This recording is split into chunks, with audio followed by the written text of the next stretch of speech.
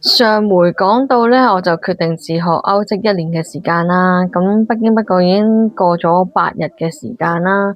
咁中間因為冇成功歐到啲咩作品呢，咁我就冇 update 大家啦。咁第8日呢，我就歐咗呢個耳筒套啦。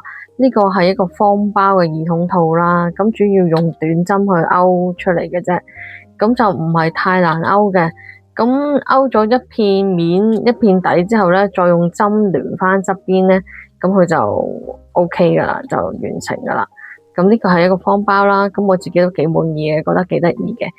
咁因為我都累積咗唔少用歐針嘅經驗啦，咁今日都會企新手選歐針嘅攻略嘅。咁大家都可以期待下，究竟邊隻歐針係最好用啦？點樣去揀歐針啦？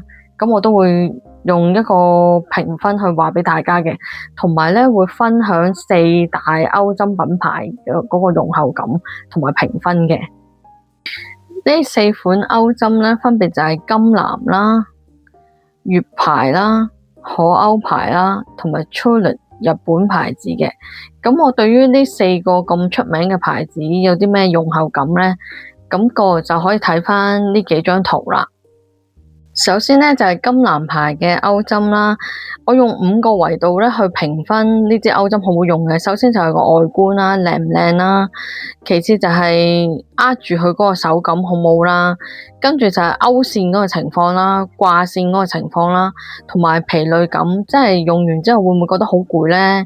咁如果好舒適嘅話，分數就會好高嘅，同埋總評分嘅。咁呢個金藍牌咧就係一個平價入門嘅針嚟嘅。咁佢就係性價比嘅首選啦，好多歐職愛好者嘅一個好鍾意嘅一個牌子。咁我都覺得佢用起上嚟都唔差㗎喎。咁首先外觀啦，我係俾4分啦；握感我係俾4分；勾線嘅情況我係俾4分；掛線嘅情況俾4分；疲累感都係俾4分嘅，即係佢用完之後唔會覺得太攰嘅。總評分咧當然就係4分啦。咁呢支歐針，我覺得作為一個入門級嘅歐針嚟講，佢個功能都唔錯嘅。咁如果新手學又唔想買太多歐針，我都可以考慮呢一支歐針。第二支歐針咧就係滬牌歐針啦。滬牌個滬字咧就係上海嘅簡稱，佢係1980年代上海國營嘅針廠。滬牌咧係一個主打大眾化啦、高性價比嘅一個歐針嘅牌子嚟嘅。咁滬牌我就覺得唔係幾啱我用，可能係我個人嘅手感嘅問題啦。咁外觀咧，我就覺得佢比較重啲啦，同埋個形狀都好似冇咁靚，好似比較古舊一啲。咁我淨係俾3.5分佢啫。咁個握感咧，就因為佢比較重啲啊，咁我就俾3分啫。勾線方面佢冇乜問題喎，因為個勾線個嘴咧係夠尖嘅。咁我就俾4分，掛線都 OK 嘅，都係俾4分。嗰個疲累感咧就都幾攰啊，用呢支歐針都有啲攰啊，所以我就個分數就俾得低啲啦，就3.5分嘅。總評分咧就係3.6分。咁如果你初想買1-2支牌子嘅，我就會比較推薦買金藍作為入門級嘅牌子多啲啦。跟住咧就到可歐牌呢個歐針牌子啦，咁佢個發源地咧就喺廣東嘅潮州嘅一個潮州嘅牌子啦，咁佢都係好出名喺刺繡啊，同埋做歐針方面咧都好揚名海外嘅。